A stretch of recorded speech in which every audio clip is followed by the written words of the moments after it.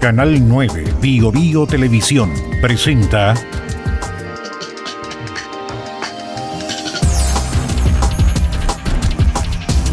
Frente Regional. ¿Qué tal? ¿Cómo están? Un gusto saludarles en esta nueva edición de Frente Regional aquí en Canal 9 Bio Bio Televisión. Vamos a hablar de la región del Biobío, zona eminentemente industrial, pero que durante las últimas décadas ha sufrido y bastante golpes muy duros. Uno de ellos ocurrió hace pocas semanas y tiene que ver justamente con Huachipato y la empresa CAP, que ha decidido cerrar lo que tiene que ver con la producción del acero. Hay, por supuesto, un problema económico de por medio, social, laboral, del cual queremos conversar con el senador por la región del Biobío, Gastón Saavedra, senador del Partido Socialista y alcalde también de Talcahuano. Conoce muy bien todo lo que tiene que ver la empresa Huachipato. Senador, ¿cómo le va? Gracias por estar acá. Muy bien, muchas gracias por invitarme y bueno, disponible para conversar de todo lo que usted ha descrito, que es muy complejo en realidad. A ver, primero, ¿le sorprendió la decisión de la empresa CAP de cerrar lo que tiene que ver con la producción de la planta de acero que todos conocemos como Huachipato? Considerando todo lo que se discutió, lo que se habló, estas marchas acá en la zona que hubo también, y la tranquilidad que dio la empresa hace 5 meses aproximadamente con todo lo que pasó en aquel momento y esta sobretasa al acero chino. Mira, soy de los que se siente defraudado y desencantado con la actitud de la empresa. Yo siento que Huachipato, en este caso, porque ese es el directorio, hay un holding CAP, que claro, contempla las mineras del norte, los inversionistas, en fin, todo eso. Siento que no fueron lo suficientemente valientes como para decirnos, mire, paga lo que usted haga, nosotros tenemos tomada una decisión porque económicamente no anda esto y no tenemos capacidad de competir y para nosotros el negocio ya se cerró. Deben haber sido así de francos, no lo hicieron y hay situaciones que además te sorprenden, porque si uno efectivamente analiza los balances se da cuenta con que tú cerraras la CAP y iba a ganar sin pérdida. Pero además cuando se anuncian 6 meses atrás, cuando se acuerda, ¿cierto? Ellos anunciaron cierre transitorio y nosotros respondimos, juguémonos por la salvaguardia, nos jugamos por la salvaguardia, pero ese minuto también ganaron plata en la bolsa. 6, 7 meses después, cuando es la audiencia ante la Comisión Antidistorsión de Precios, y quiero decirle a usted que yo soy de los que estaba con mucha certeza que aplicando lo que dice la ley para eliminar las distorsiones, acá le iban a aplicar unas sobretasas favorable de para 2 años de duración. Claro. O sea, eso venía. Pero la CAP no quiso y simplemente ahí anunció el cierre. Eso significó que al otro día en la bolsa Invercap ganara 15.000 millones de pesos. Eso fue lo que ocurrió. Pero ¿qué ganó la región? Ganó 20.000 desempleos. Ganó la pérdida de un proceso industrial que yo creo que se puede y se debe modernizar y además es tremendamente importante que tomemos una decisión como región. Sí. ¿Qué hacemos hacia adelante respecto? Porque no solamente del proceso industrial, productivo que tiene la región, nosotros no vamos a hacer, a no ser que haya algo tan venturoso que claro, hubiera... Que encontremos algo por ahí, pero no se ve en el horizonte. Perfecto. Entonces, vamos a seguir siendo industrial. Agregado a ciertas vocaciones, virtudes que tenemos como región. Quiero preguntarlo por aquí. Y en eso es la tarea que tenemos que llevar adelante para resolver los problemas que hoy día nos ha generado esta decisión, a mi entender, absolutamente displicente con la región y evidentemente... haciendo la raya para la suma o para la resta. En este caso, los grandes perdedores somos los de la región y la CAP sigue ganando recursos porque va a seguir vendiendo el hierro seguramente a los chinos y nosotros le vamos a tener que comprar las bolas para moler cobre a los propios chinos. Exactamente. A ver, ¿usted tuvo la oportunidad en algún momento de conversar con la gerencia de Huachipato, ya sea de manera formal o informal? ¿Qué decían? ¿Qué le decían a usted en aquel momento? Porque uno dice, a ver, ¿por qué hace 6 meses dijeron esto y después de 6 meses dicen esto otro? O sea, ¿Qué se pudo haber ganado en 6 meses? Considerando además que la empresa había hecho una fuerte inversión hace algún tiempo atrás para modernizar todo lo que tenía que ver justamente con la producción del acero. Los gerentes, ¿qué a usted le decían, por ejemplo, como senador de la República, exalcalde además de la comuna de Talcahuano? Las veces que conversé con ellos es que efectivamente era para ponernos de acuerdo cuánto era la tasa que necesitaban para poder entonces mantener la producción de acero. Hasta ahí llegamos, pero después la verdad es que hubo un silencio que a mí me impresionó por parte de la gerencia respecto de cómo llevar adelante la gestión de Huachipato en Talcahuano. No esto, y además yo te digo, hay una falta de respeto impresionante con sus propios trabajadores, con los dirigentes sindicales que fueron el día lunes fue, ya no me acuerdo cuándo. Un día lunes fue, sí. Lunes, sí, y el fueron día a hacer una presentación a la Comisión de Antidistorsión de Precios para que en definitiva salieran del ruedo financiero y del ruedo productivo de acero la CAP, tomando una decisión, reitero, unilateral y absolutamente desaprensiva con la región. Ese espacio, ese estratégico, es importante en la comuna de Talcahuano. ¿Qué va a pasar ahora ahí en Huachipato? O sea, ¿qué se ha conversado? Porque claro, nosotros teníamos la oportunidad de poder conversar, por ejemplo, con el presidente del sindicato número 1, Héctor Medina. Lo escuchamos también en una entrevista en Radio Bio Bio la semana recién pasada y decía, claro, puede haber trabajo de aquí al 2028 ahí respecto a la producción de un acero verde, como se dice ahora. Pero claro, estamos hablando de 4 años más, con mucha gente que está en ese proceso, a lo mejor incluso hasta de jubilarse. ¿Qué va a pasar con ese espacio importante, que es estratégico? Sí, aquí hay 2 cosas que hay que ver. Uno, el espacio, que tiene que ver con el futuro, y por eso es que debe haber existido una etapa de transición para poder entonces acomodarnos como región y no vivir este shock que significa resolver el problema de creación de empleo y por otra parte de la gente que sale de la CAP. Hay 2 derivadas. Uno, los que pertenecen y que son trabajadores directos de Huachipato, es decir, los sindicalizados y que seguramente tienen que dar una pelea, una batalla bastante severa, además por sacar los mejores resultados en esta negociación final, porque aquí se cierra una etapa para ellos y van a quedar sin empleo. Entonces, allí tiene que haber una transición justa, que es una recomendación que hace la OIT, además, en el pago de las indemnizaciones, en el pago de todo lo que sean prestaciones que permitan que en adelante muchos puedan llevar a cabo una vida distinta, porque hay gente que está con proyectos personales, hijos estudiando en la universidad o estudiando en la enseñanza media, que aún le queda camino por recorrer.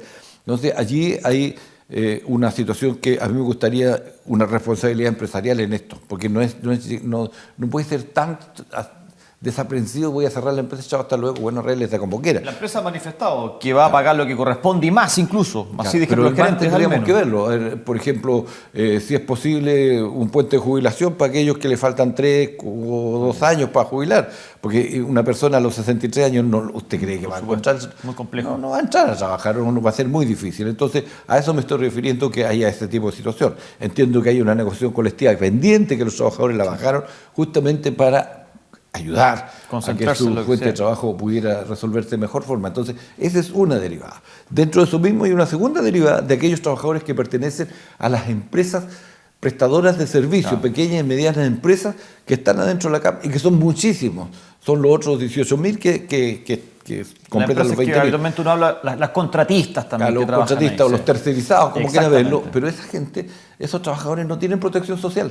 Entonces, ¿cómo vamos a resolver ese problema? ¿Quién lo resuelve? La CAP no lo va a hacer.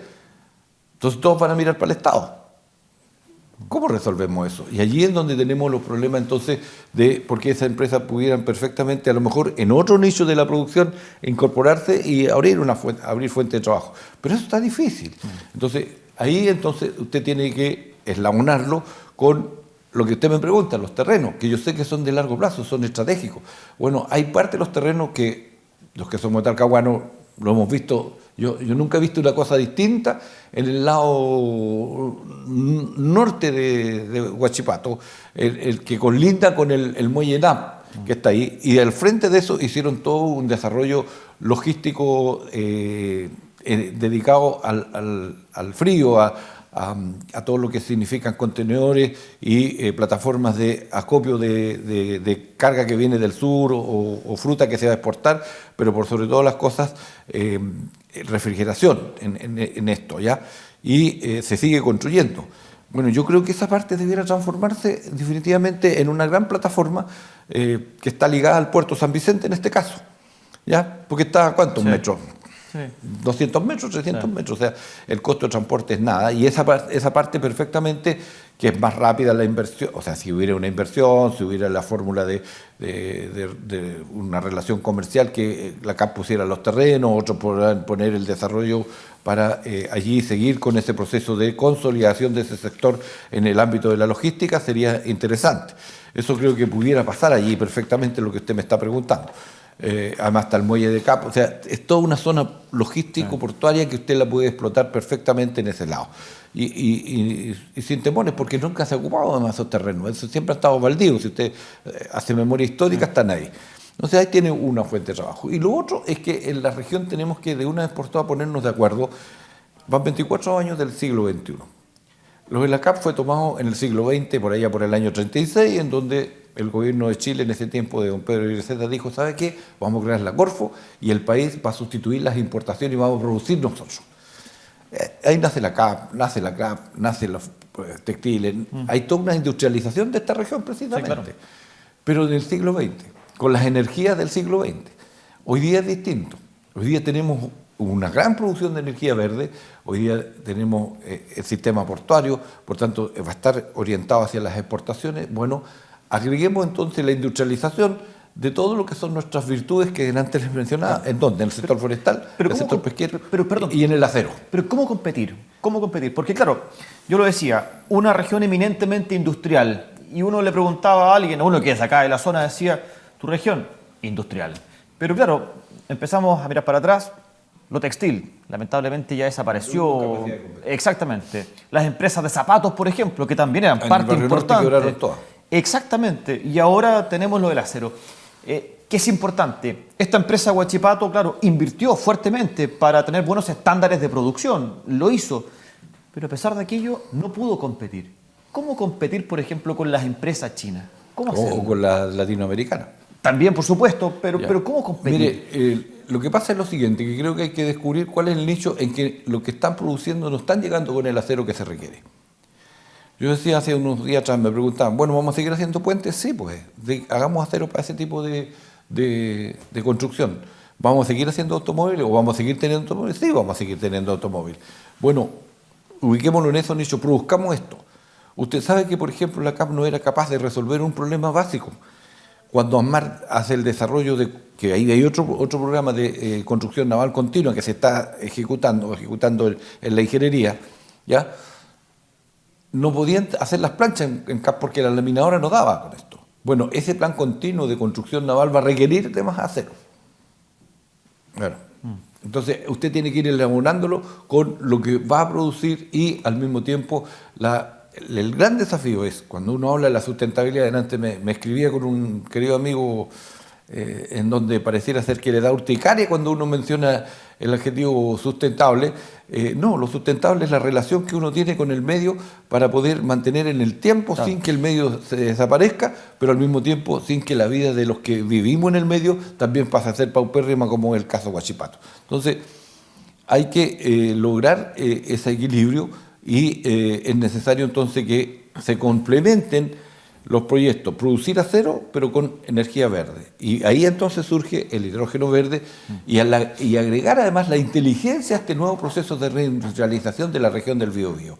Porque tenemos las universidades, no voy a nombrar ninguna, pero hicimos acá acuérdense que trajimos la comisión de Economía del Senado para justamente discutir esto, como que veíamos que venía esto, y la hicimos en la Universidad de Concepción, es profeso para que las universidades nos contaran cuánto hemos avanzado en el proyecto, en la ingeniería para la producción de hidrógeno verde. Y la verdad es que estamos muy avanzados y estamos muy cerca entonces para implementar la producción de la molécula de hidrógeno para poder entonces surtir a Huachipato para producir ese acero verde. Este es un proceso, pero es que hay que desarrollarlo y hay que gatillarlo para que comience. Lo mismo vale para ENAP. ENAP, ojo, sí, va a tener serios problemas si no da pasos sustantivos a transformarse en una productora de combustibles verdes, sí, a partir del hidrógeno verde y no mantener ahí la planta de carbono industrial que genera energía pero que está contaminando todos los días la vida de Hualpén. Entonces tenemos que darnos a la construcción de un modelo productivo en la región que tenga capacidad de competir, que produzca anticipadamente con un sello verde para que la competitividad entonces sea posible que le gane a otros países y que tenga otros nichos, por ejemplo, para venderle a Perú, para venderle a Bolivia. ¿Y con inversión de quién? ¿De quiénes? Aquí es donde viene el desafío. Porque nosotros tenemos un instrumento. Perdón, ¿por qué se lo preguntaba? Porque no es un tema menor, por supuesto. El Estado, los extranjeros, por ejemplo, empresas que vienen de afuera. ¿Por qué se lo pregunto? Porque hay muchas empresas que se han interesado en hacer inversiones acá en nuestro país, forestales, algunas incluso, y que empiezan a revisar. Hay muchos problemas acá, medioambientales especialmente. Sí. Los trámites se demoran años. Y en la región del Biobío, más todavía que el resto de las regiones, por ejemplo. Entonces, ¿cómo hacerlo para que la gente extranjera también quiera invertir acá en la región del Biobío y no irse, por ejemplo, a Brasil? Mire, yo le voy a decir lo siguiente a usted. Yo siento que nosotros tenemos la Corfo desaprovechada, subutilizada. Aquí en la región existe. Y hay una gran directora. ¿Por qué no asignarle la tarea de que ella cree un directorio para lo que estamos conversando? En donde los ejes de las inversiones son público-privadas. O sea, aquí el Estado no se puede correr. Tiene que poner plata. Y los ortodoxos anti-Estado tampoco van a poder decir, no, tiene que poner plata. En el momento cero, cuando hay que apalancar recursos, cuando no hay ninguna rentabilidad, alguien lo tiene que poner. Ese es el rol del Estado. Esto lo han hecho otros. Mire, lo hizo Estados Unidos para salvar la General Motors. Yo que sepa, el gobierno estadounidense no es del Partido Comunista. ¿Ya? Lo hizo para salvar la General Motors y allí está. Y una vez que ya se acumuló lo suficiente, se recuperó, pues se vuelve a privatizar. Esto es el ciclo permanente de la industria. Lo hicieron los alemanes con la Lufthansa, lo hicieron con la acería los italianos, en fin, todos permanentemente están en este tipo de ir modernizando o adecuando los procesos productivos que les cuesta a veces para poder mantenerlo, porque hay una situación que es compleja.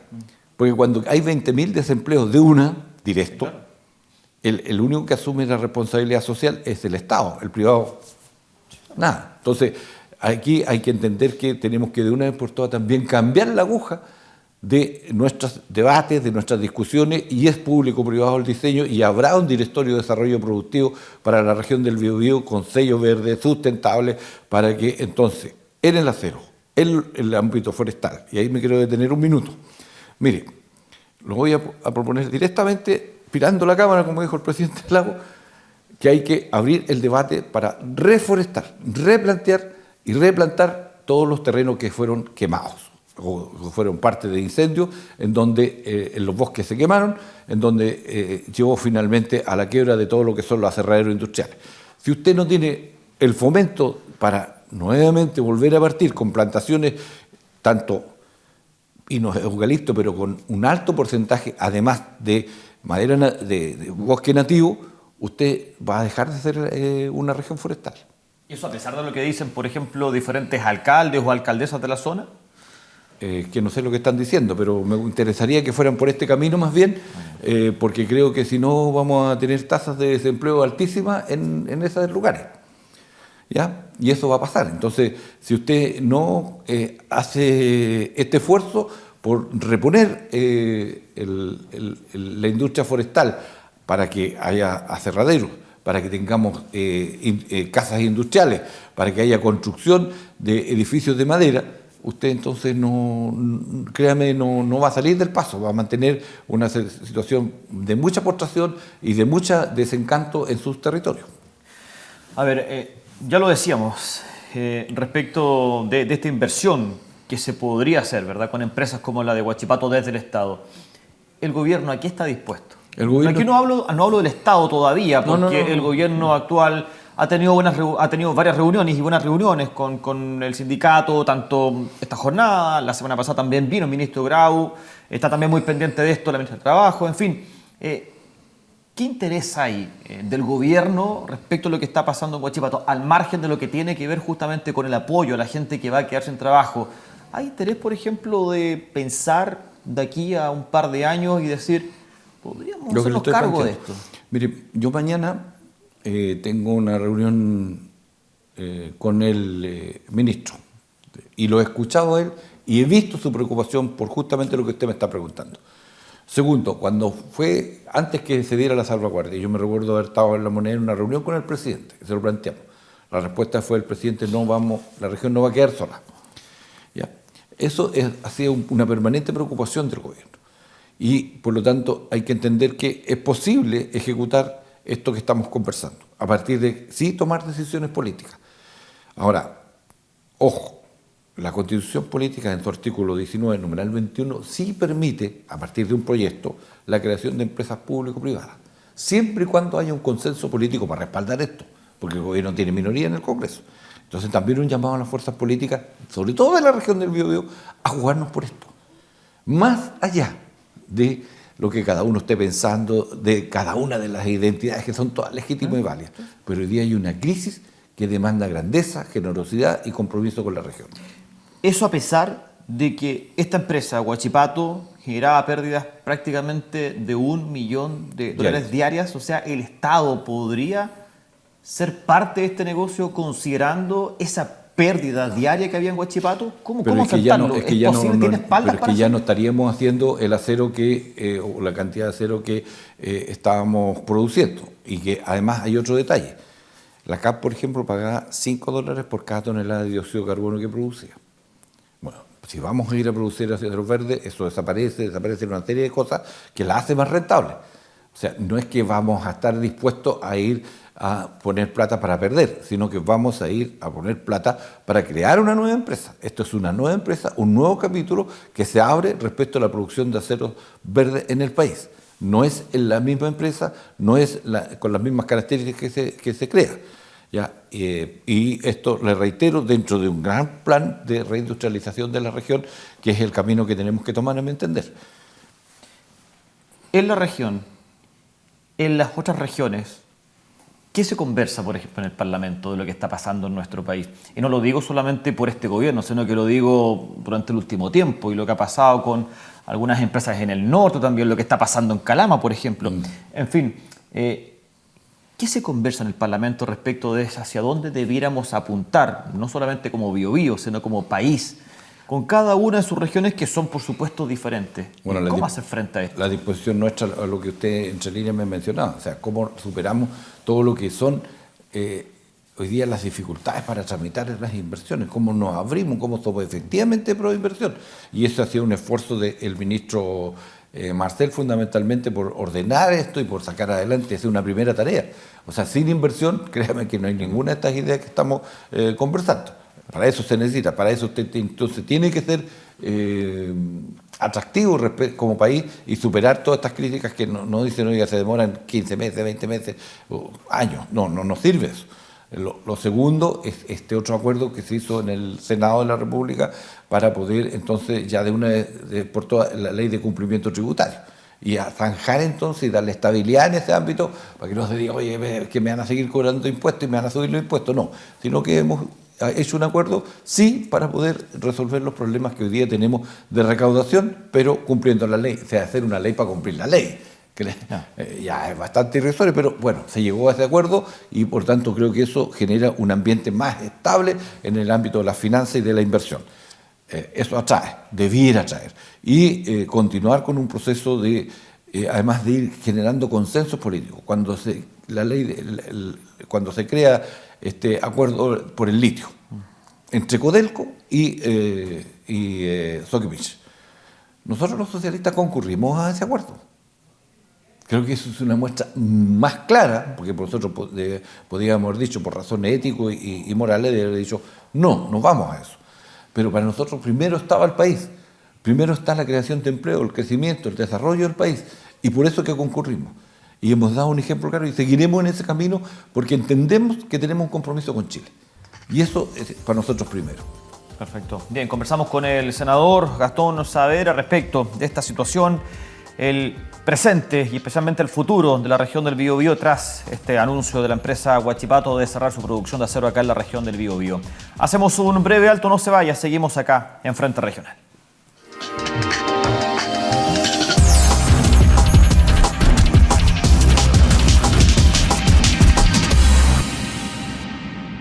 Bien, estamos de regreso, seguimos acá en Frente Regional conversando con el senador Gastón Saavedra. A ver, ya algo mencionábamos respecto de lo de Huachipato, por supuesto, y estos prácticamente 20.000 empleos que se van a perder acá en la región del Biobío, que es una situación, por supuesto, terrible, brutal. Lo que va a pasar seguramente, usted ya algo detalló respecto de las posibles soluciones, hacia dónde se podría apuntar. Quería preguntarle respecto también de lo que se habla o de lo que sí se conversa finalmente, es preguntarle eso. En Estados Unidos, en esta campaña presidencial que hay, uno de los principales temas de los cuales se aborda en campaña tiene que ver con el costo de la vida en Estados Unidos, la cual ha subido bastante el último tiempo, considerando que Estados Unidos además tiene también, por supuesto, un ingreso per cápita mucho mayor que el de nosotros. Acá la vida en nuestro país los últimos 5 años, 6 años ha subido, pero tremendamente. Es un tema del cual se habla en el Parlamento, porque uno, claro, está más acostumbrado a ver en los medios de comunicación que la pelea aquí, que la discusión acá, quién va de candidato, en fin. Por supuesto que eso se habla y eso es lo que se ve, pero a lo mejor esto no se habla o no se muestra. Pero es parte de lo que preocupa a las autoridades. Porque de verdad, o sea, hay gente que... La semana pasada conversábamos aquí mismo con gente de la Universidad del Desarrollo que habían hecho un estudio respecto de la clase media de la región del Biobío. Y claro, decían que la clase pobre había disminuido gracias a la ayuda estatal. Así es. Pero la clase media estaba aumentando, especialmente hacia una clase media más vulnerable. Producto de lo mismo, que ya no alcanzaba. Exactamente. Entonces, se habla de esto, sí, de cómo poder solucionar y ayudar a la gente a que, no sé, el kilo de pan baje 200 pesos, por ejemplo. Estoy inventando algo, pero a eso punto.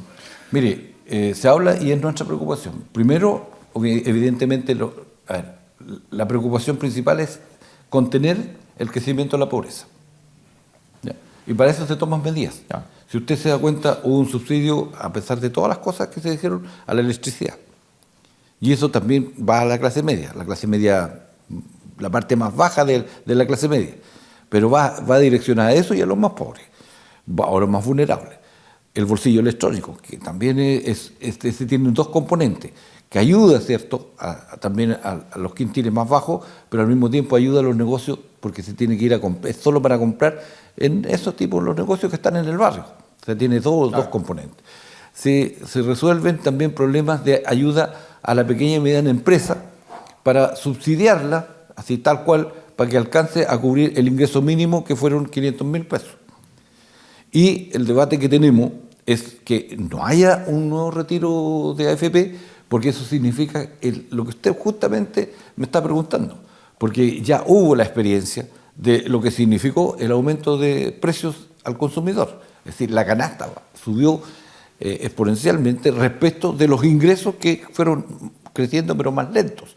Entonces, esa es una situación que nos preocupa enormemente.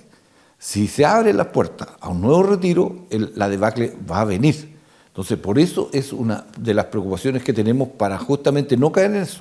Por eso entonces esta otra reforma. ¿Por qué se propone? ¿Por qué se propone? ¿Por qué se propone una solución como esta en la Cámara de Diputados? Hay una suerte de irresponsabilidad gigantesca y no ver lo que pasó para atrás. Yo creo que la cercanía para algunos de las elecciones los traiciona en sus convicciones y finalmente tenemos este tipo de proyectos que no son evidentemente de lo mejor porque va a haber alta del IPC, por tanto una pérdida de poder adquisitivo y la desestabilización de la economía brutalmente, como ya nos pasó. Entonces, no podemos recaer en ese tipo de situaciones porque los efectos que se hacen sentir, sobre todo en la clase media grande, y lo otro, mirando más el futuro, va a pasar usted a tener 4.100.000 chilenos con 0 pesos en sus cuentas de ahorro previsional. Entonces, ¿qué jubilación les espera a ellos después? Entonces, todas esas cosas tienen que ponerse en la mesa a la hora de que nosotros como parlamentarios tenemos que tomar decisiones. Yo sé que molesta para algunos que uno les diga esto, pero la cosa no va por este lado, sino que va a haber que crear otro tipo de situaciones para poder resolver los problemas, por ejemplo, de ayudar a la clase media con los hijos que van a la universidad.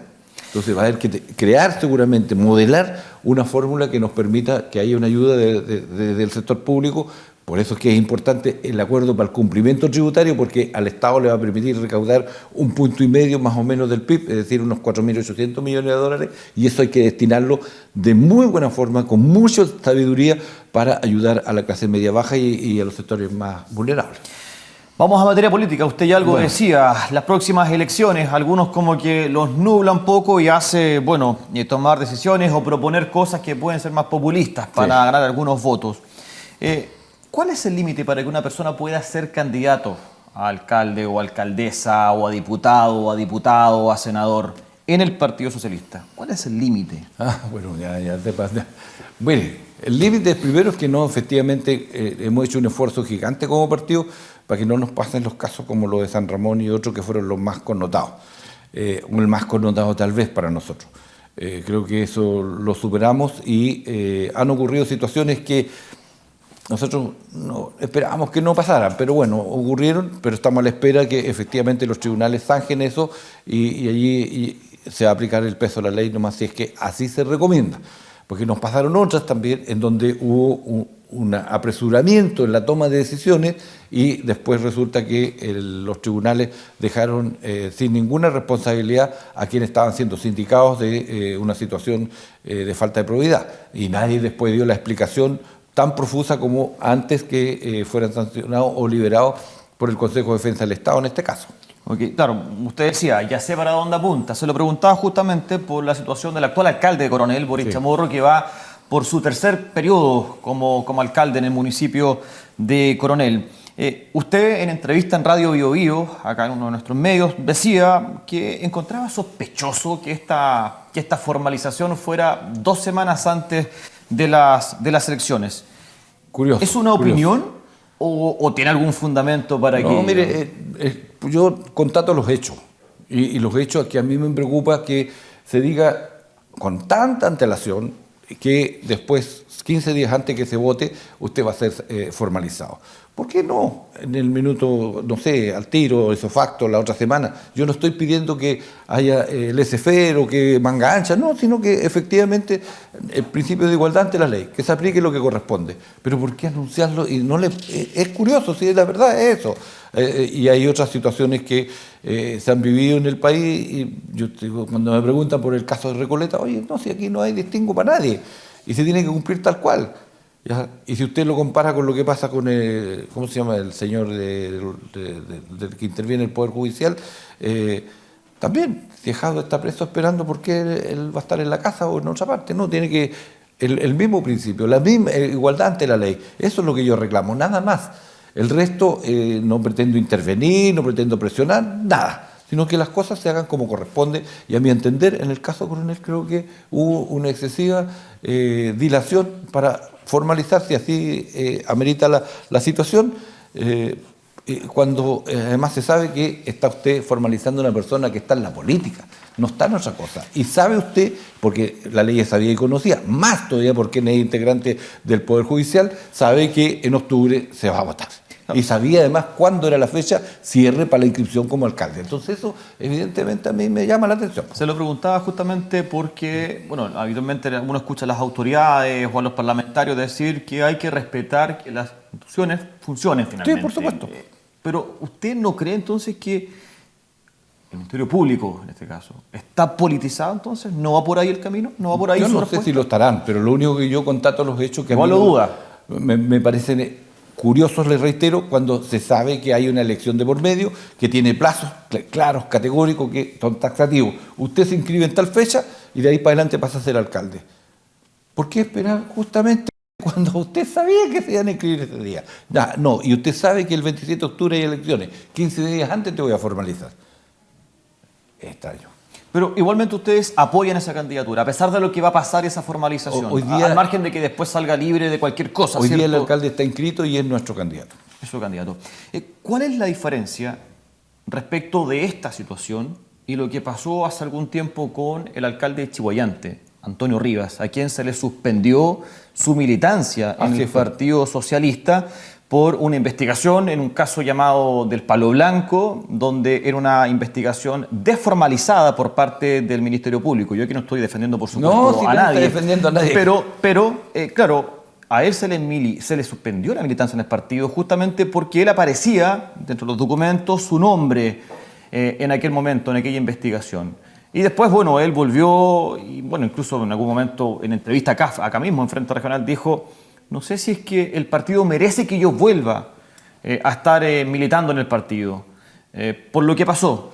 ¿Cuál es la diferencia entre aquello y lo que está pasando ahora con Chamorro? Es lo que le decía adelante, porque ahí actuó el Tribunal Supremo, actuó de hecho, porque justamente salió en los medios el que estaba siendo formalizado o investigado creo que era el momento. Sí. Con esa información actuó de hecho y creo que hubo apresuramiento, hubo daño a la imagen y a la figura de Antonio Rivas, y después el proceso y finalmente la sanción del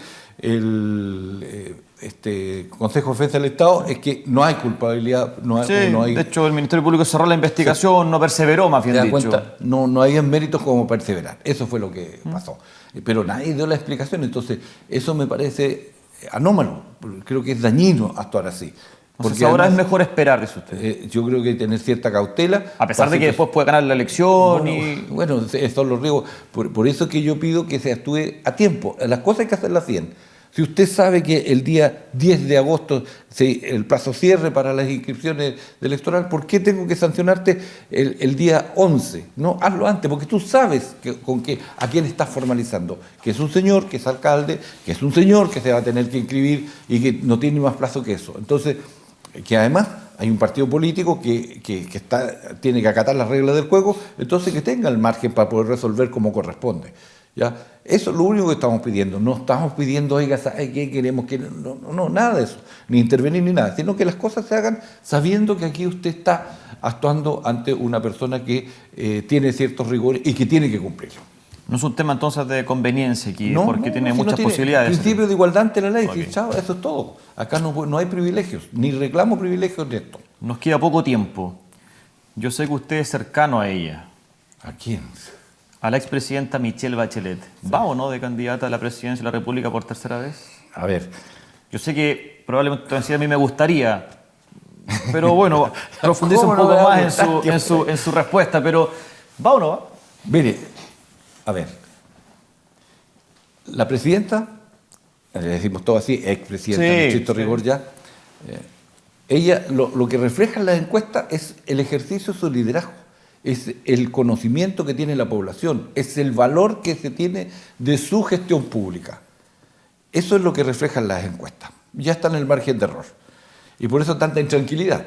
Se nos reclama, ¿cierto?, que tenemos que renovarnos nuestro liderazgo. La presidenta lo tiene muy claro. Ella no quiere ser candidata y quiere que haya renovación. ¿Ya? De las derechas nos reclaman que por qué la presidenta. Y al otro lado, que no mires la baja en el ojo ajeno sin ver la viga en el propio. Porque ninguno de los dos candidatos de derecha, por ejemplo, son novatos en esto.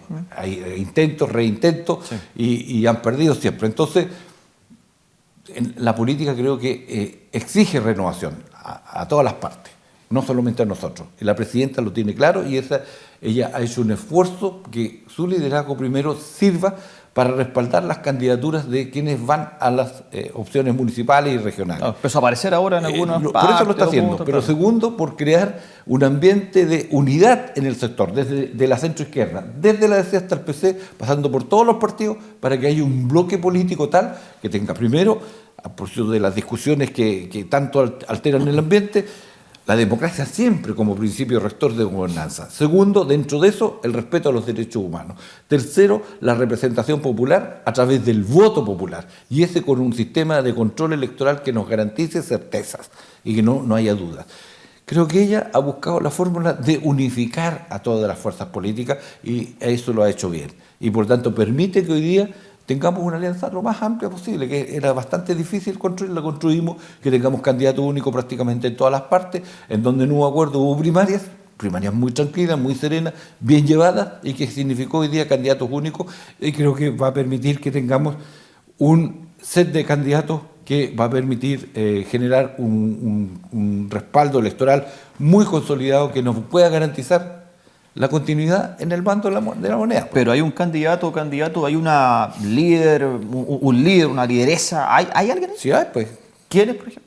Por ejemplo, Carolina Toá, ya así no marca. No, yo solamente le pregunto nombres, no estoy hablando acá de Carolina Toá encuestas. es una muy buena candidata a la presidencia de la República, sobre todo desde el socialismo democrático. Creemos que ella encarna una serie de valores, de actitudes y al mismo tiempo de jugársela con un tema tan complejo como es la delincuencia. Pero marca más Bachelet. ¿O va a marcar más Bachelet? Obvio, la presidenta. Entonces, ¿qué hay que hacer ahí? ¿Hay que apoyar a una nueva líder o a Bachelet? La presidenta ha dicho que ella quiere una nueva líder. Perfecto. Senador Gastón Saavedra, gracias por haber estado hoy acá en Frente Regional. Muy amable. No, gracias a usted, muy amable por invitarme. A usted también, por supuesto, muchas gracias por su sintonía. Una vez más acá en Canal 9 Bio Televisión. Que esté muy bien. Muchas gracias. Chao. Canal 9 Bio Televisión presentó